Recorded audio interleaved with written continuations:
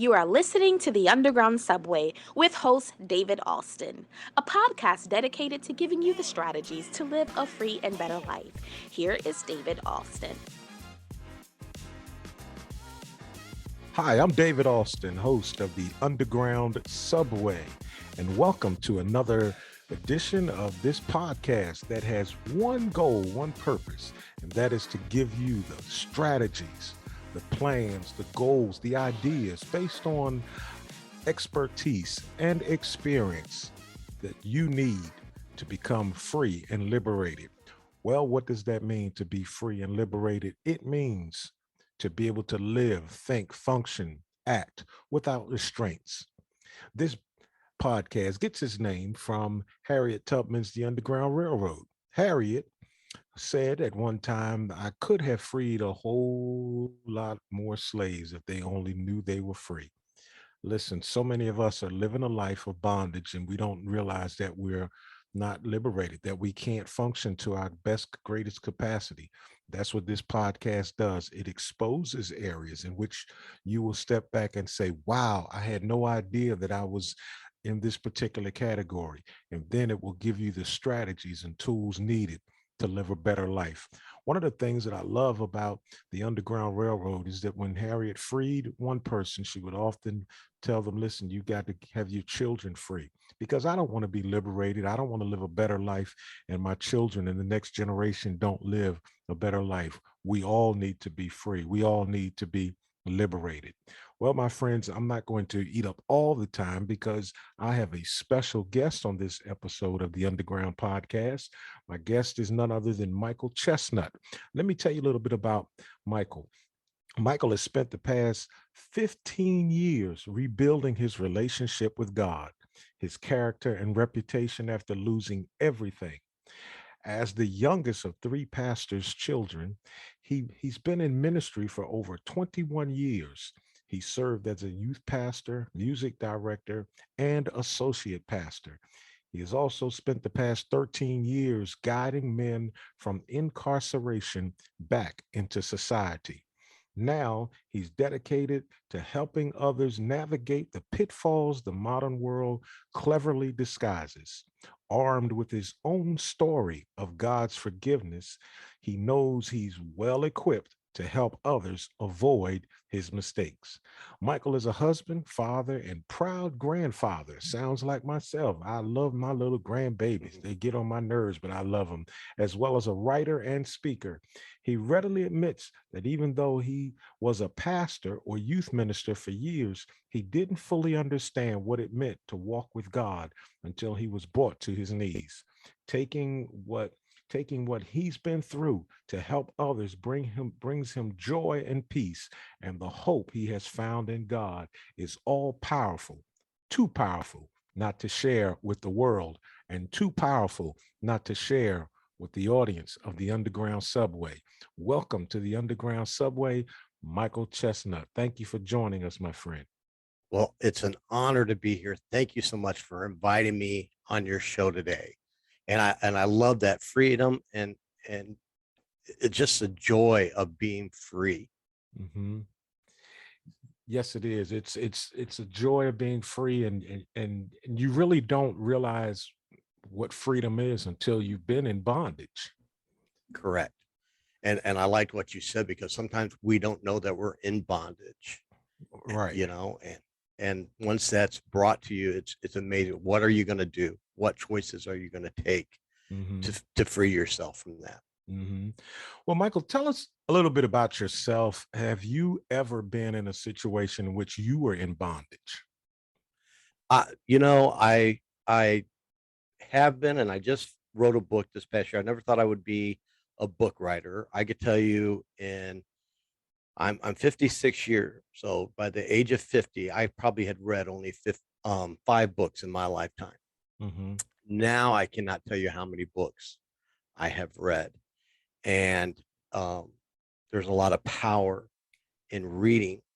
And you said I was in ministry. I was a preacher's kid. I grew up, you know, knowing and hearing about God and even as a teenager, I accepted Christ as my savior, you know. Mhm. Uh, the thing is, I didn't know the bondage I lived in. I came from a culture where we did not share intimate things. You know, it was shake it off, let give it to God, you know, and Okay. we didn't discuss it.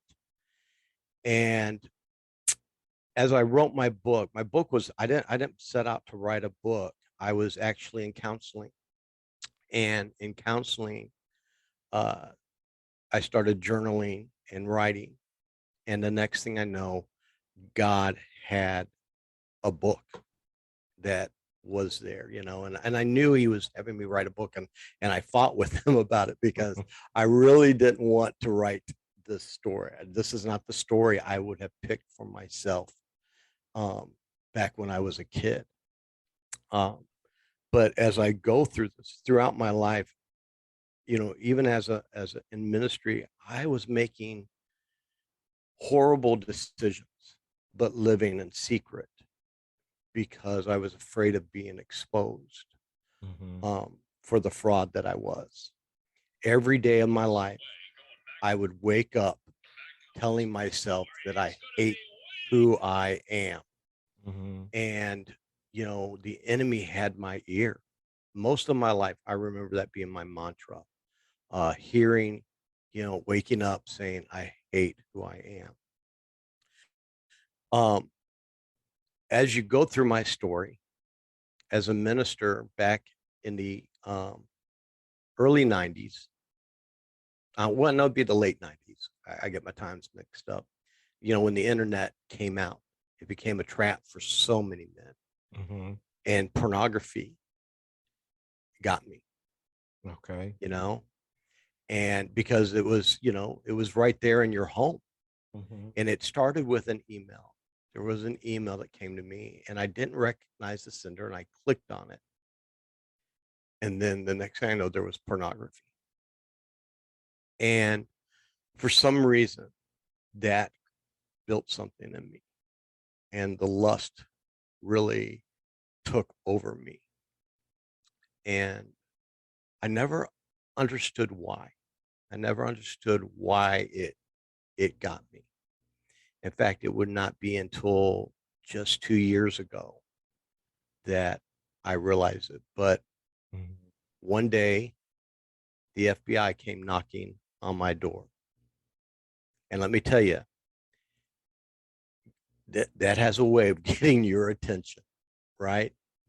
And it's too much to get into, but that the FBI is who unlocked my secret because of someone who was in a chat room with me who was arrested, um, gave out, they found all these emails of people who back then, you know, we didn't, you had to pay for pornography pretty much. So the way that you got pornography was you emailed it amongst each Each other, other. you know, Okay. Okay. and, Mhm. and that's where that happened. You know, today I'm thankful for that moment that the FBI came, but it's taken me 15 years to get to that point. My world that day fell apart because of where the lust took me. Mhm. Now, and where it took me, a lot of people think, oh, you got into child pornography or you got into something like that that would cause the FBI to be at your door. No, no. But all it takes is an accusation, right, to ruin a Right. life. Right. Right. And the problem was the secret, though, of what I was looking at was horrific because here I was an associate pastor. And by that time, I had already resigned from the church, though, because I saw I was a hypocrite and nobody knew. I gave different reasons, but I left the church. No one really knew why I left the church, but Mhm. it was because of there were so many times, let me tell you, that I tried to get out of it, that I tried to get free of the pornography, and I couldn't. And then, but I couldn't go to anyone either. Mm-hmm. There was no one I could go to because I was brought up in that culture where we didn't, we, men don't, we don't share our feelings. We don't share Exactly. our struggles. We don't share Exactly. all that stuff. Exactly. Especially when we have a quote unquote reputation to Correct. uphold. Mm-hmm. Exactly. Well, and also, as a minister, if my secret is exposed, I'll lose my job. I'll lose my livelihood, Right. Right. you know? And I also came from a culture where we killed our wounded. We kicked our wounded. May I Instead, interrupt you? And may I yes, interrupt you and say maybe we need to change the wording because you said if I share my secret, my ministry is gone or whatever. Shouldn't we replace that word with struggle? Because it was a struggle for you.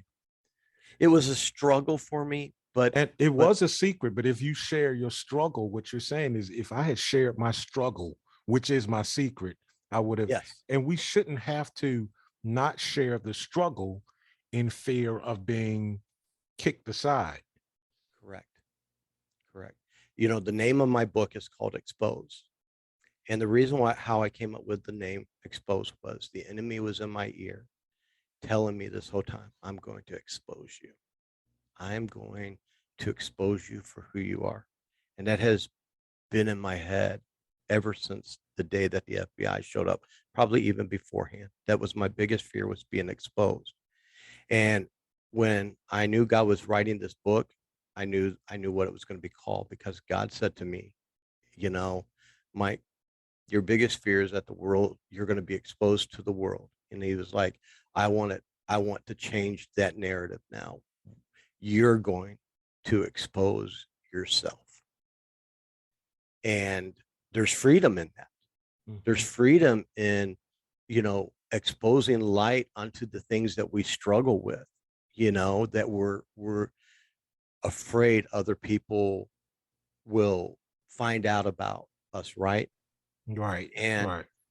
and I agree with you. The struggle was was so bad, and had I just been able to have reached out to somebody in there, I would have saved myself a lifetime of hurt and misery.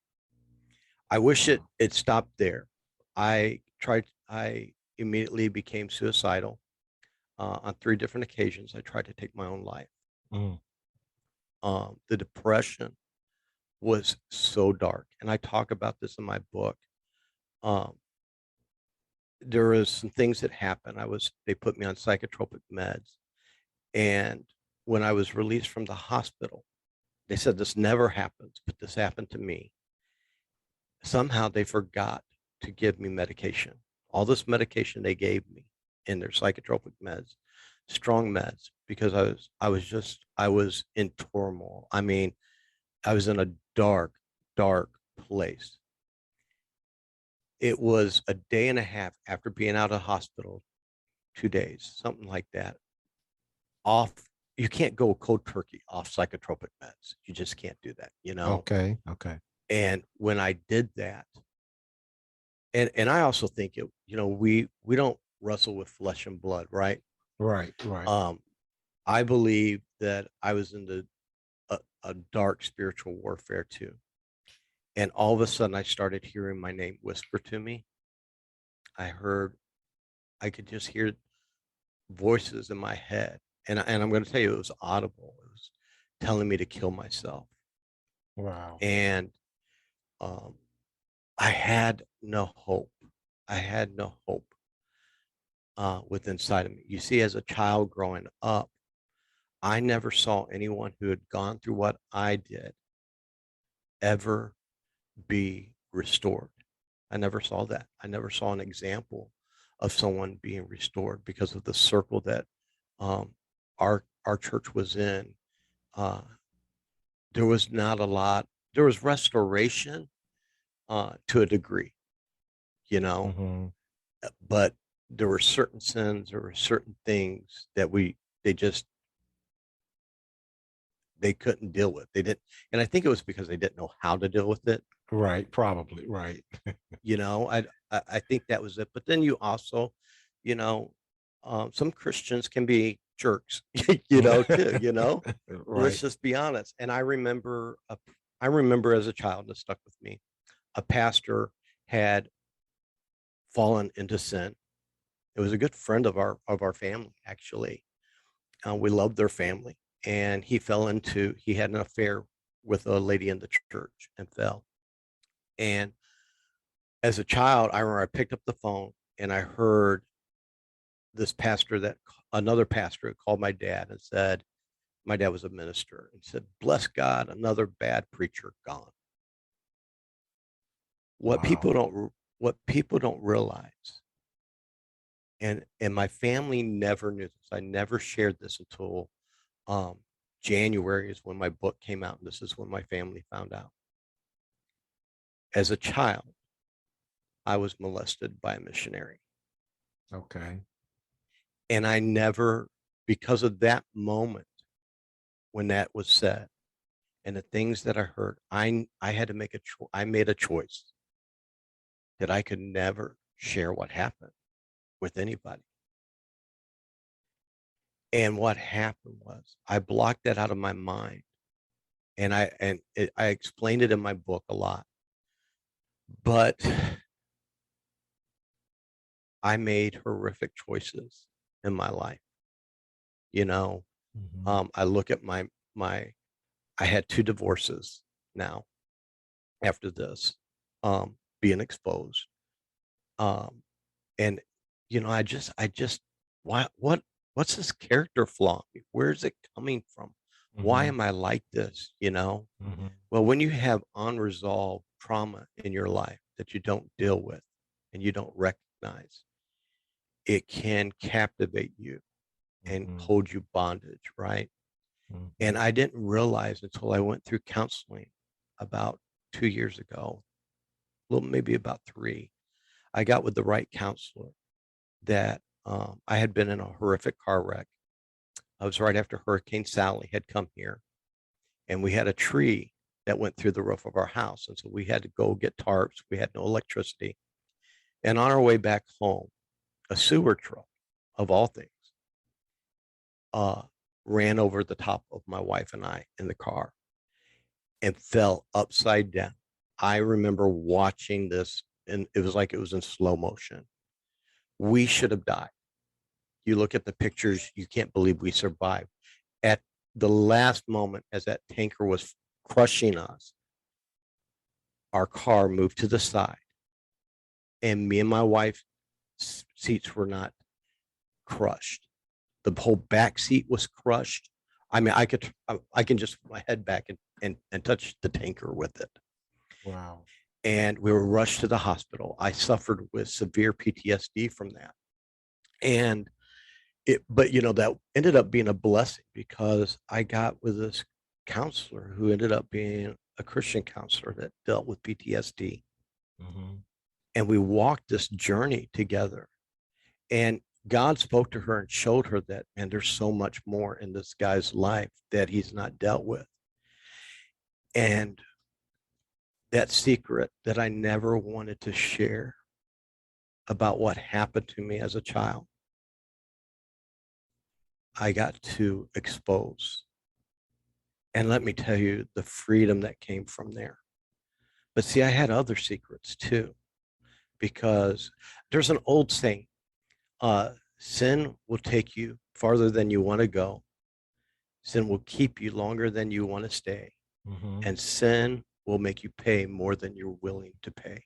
Mhm. And that was so real in my life. And there were certain things that I saw with inside our church that you would not be restored from. You would not be restored from. And if I, for that to be exposed, I'd never whispered this to anyone before.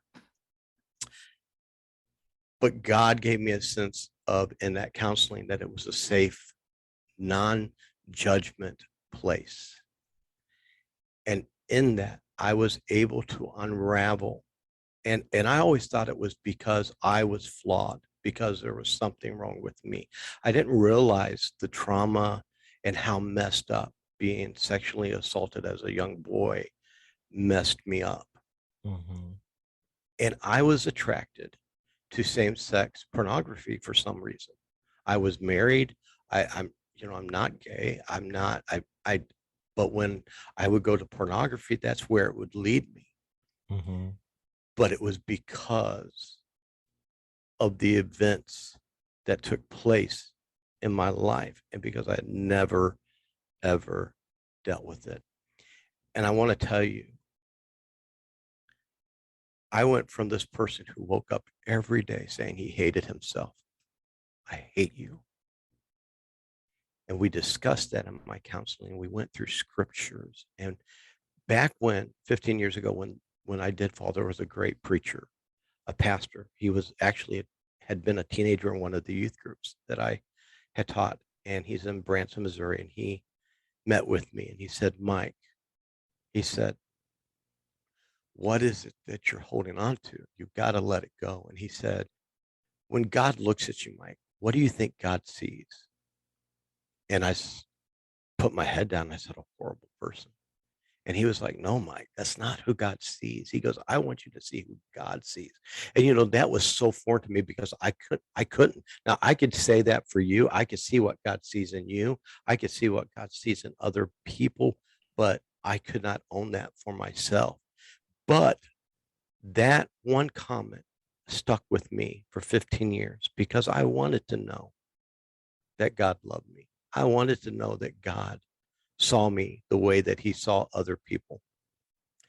I remember the moment, the day in that counselor's office as we had revival. And every time I go to my counselor, it's like we have a revival meeting in there. And I'm so thankful because you know what I found along my road as I was writing my book is how often God brought the right people to me at the right time. Mhm. And I've been amazed at that. But I can't tell you how freeing it was to release all of that and to put it at the foot of Jesus, but understanding that God loves me and that God wanted to pick that up. And that's why he died for me. And that I was not someone so immune from the rest of the world that I was unforgivable. See, I felt like I felt like I needed to be punished. Mhm. And so therefore I think I was on a journey in my life to punish myself. Mhm. And the joy came that day when I was able to do that. And I remember releasing all of this and putting it there. And it took over a little bit of time to do that. But I remember my counselor said to me that day once I felt deliverance from all of that. And she told me that she said, Mike, never allow yourself or anyone else to allow you to pick up what God has taken from you. And Wow. that was such a great comment for me because the enemy, I laugh a lot because for years, I wanted God in my life. I wanted to hear God, but we lend our ears more to the enemy than we do to God. We'll listen to the lies over the truth so many times. And I believe it's because, if we don't have intentionality in our life, um, and have a plan and I'm a process guy. I need a process. Um, then that will rob us of our hope. And every day I live with an intention to serve God now and to not pick up, you know, what God has taken from me. And I'm 56 years old. I've been in ministry throughout my life. And this I did not know this type of joy existed. And I never knew. I knew the word freedom, but I had Mhm. no clue what freedom meant. Michael, I commend you for, you know, your story is just powerful and it's awesome. And, normally sometimes I'll ask questions, but I felt like, okay, we need to just hear your story will benefit so many of us, not so many people, but so many of us, myself included. But I do have a question based on what you said that happened to you as a child and growing up in the church.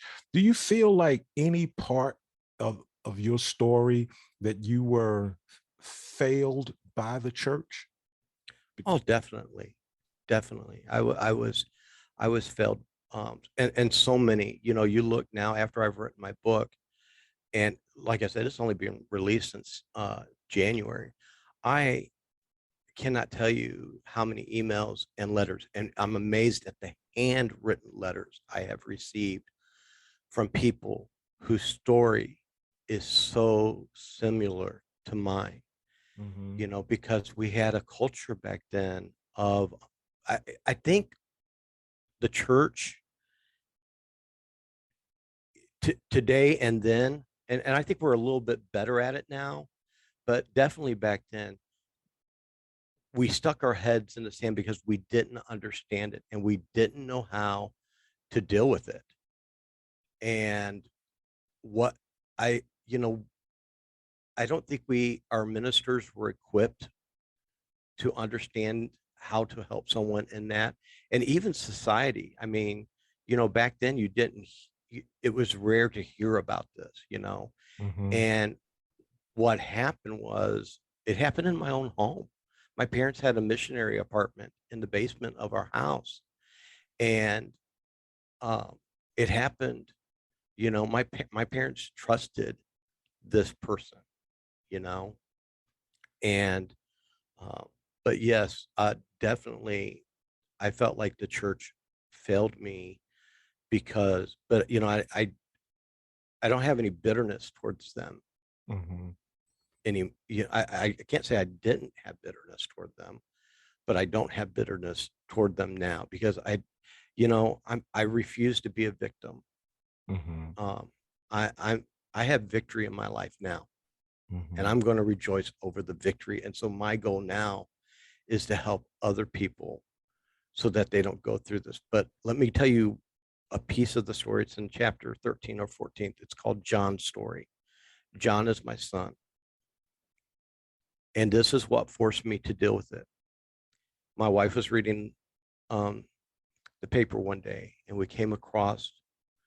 she came across a picture of our friend who was just arrested for molesting a teenage boy. This man was my son's mentor. Wow. Through the course of this time period, we had to come to the realization and find out that this man had molested our son. But through this and through the counseling and God's timing, it prepared me to be there for my son. Mm-hmm. And I told my son, I was like, we got him into good Christian counseling. Our church rallied around him. It, you know, we let him share what he wanted to share, but it wasn't forced.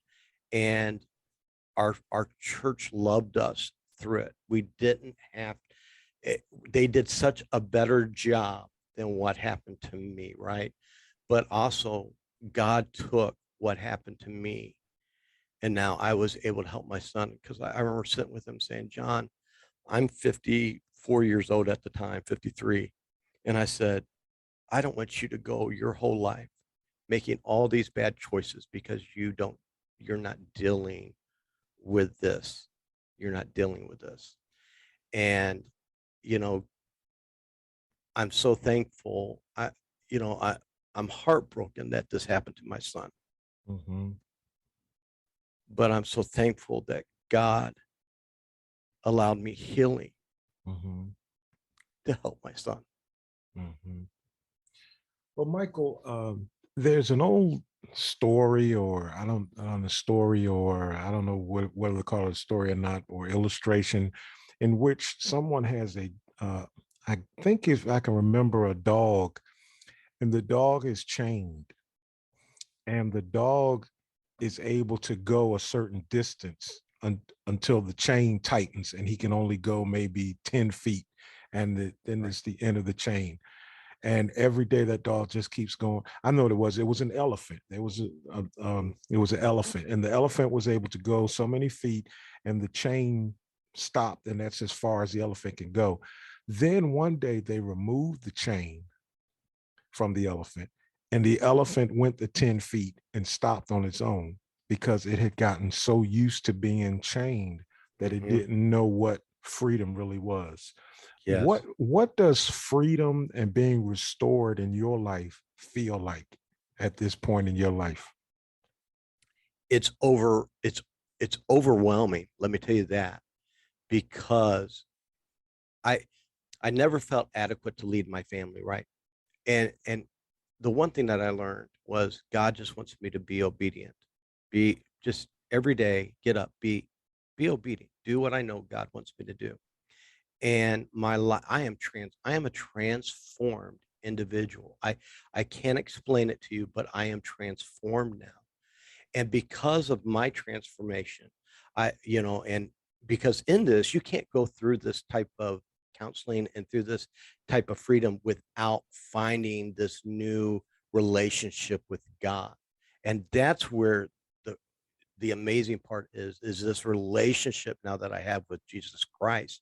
It it it blows me away because God didn't change. I changed. My paradigm Mm-hmm. changed. Mm-hmm. And I think a lot of times we need to have a paradigm change in our life, and a paradigm change happens when you can get new facts entered to Mm-hmm. you that you don't know, right? Right. But my what is so great for me is to sit back and watch my family now, because of my obedience and because of my willingness to fight for freedom and to go through the hard struggles of to get there. My family, the people I love the most, are free, and they are being transformed every day. And people at our church, they compliment me and my wife so well. They don't know how they bless us when they come up and say, wow, you guys, it is so, they say they just love to sit back and see what God is doing. Because when we came to this church, we couldn't even pray. And now we are praying over other people, other families. And it's amazing. There's a lot. There's way too much to get into. It talks about in my story, but it's funny. God took me to prison to be a teacher, and that's where God started the healing. Because when you pour into other people, you know, you kind of get out of your own misery too, right? Right. And and it's amazing how God used those men in prison to help me understand bondage and to understand freedom. So my job was helping guys before they get released from prison. I was in the state of Florida, you have to go through a 100-hour transition class before you're released from prison. And I was that teacher. So I was helping these men. And it was amazing. A guy who had no hope in his own life was helping these men try to Right. find hope. And God Mm-hmm. has a great way of doing stuff. And what I love the most about my book is watching where you see God each step of the way, even when I wasn't willing and ready, Mm-hmm. but God was always in the wing with the right people waiting. He never forsake. Wow. Well, Michael, we're running out of time, but certainly this has been an awesome experience and powerful interview. And I believe in my heart that someone will be really pushed forward and helped. Tell us how we can get in touch with you or how we can get a copy of your book. Well, I tell you what, you can go to intentionalguy.com. Okay. Intentionalguy.com. God has started a ministry in my life this year, and it's going to be branching out into so many things. But on intentionalguy.com, you can go there. There's a section that said books where you can get it. It's on Amazon. It's called Exposed by Michael Chestnut. It's in digital format, paperback, hardback, and it's on Audible. And if you're an Audible person, you're going to love Yes. it. Yes. The Yes. narrator on this is so good. And as I listened to, I cried. Me and my wife, we listened to him after he finished it, and we just cried through the whole thing because Wow. I could not have done it myself Wow. like Yes. he did. So I would encourage you, if you're on the Audible Club, go get that because it's so good. All right. Well, definitely. I am definitely an Audible guy. I love to listen to books while I'm riding or what have you. Mhm. So I'm definitely going to pick up a copy. Well, thank you, my friend. And hopefully we can get you back on the underground subway and continue to talk about this awesome story and this testimony that you have. Well, thank you for having me. It's been an honor and a privilege to be on here and to share my story. Thank you so much. Well, we want to thank Michael Chestnut for what a is an awesome story, an awesome, not a story, but a testimony of what he went through. And I believe that Michael's testimony will be a blessing and help someone who either is going through or knows someone that's going through. I believe that we go through certain things, not to just go through them, but we go through things to be able to lead the way for others. If you recall, most of our podcasts, I talk about how life is like the GPS system. You have to put in the GPS where you are. Then you tell the GPS where you want to go. And once you tell it where you want to go, it will give you options on whether you need to go the short route or the long route. And oftentimes the short route costs you because you're going to have to go through tolls, etc. Mm. But then after all of that, it will tell you what time or how long it's going to take you to reach that destination. And then it's up to you to hit the go button. But I believe that this particular podcast, was beyond the GPS system because sometimes, my friends, in life, when you are going on a trip, you will put the destination in the GPS. But sometimes you will turn to someone who's already been there and they will tell you how to get there because the GPS system doesn't always put into account some of the detours and some of the traffic log jams or what have you. But if I've gone that route right now, I could tell you how to go from Carolina to DC. And I'll tell you, it's going to get hectic by the time you get to DC. So this particular podcast was Michael's way of telling us how to get there.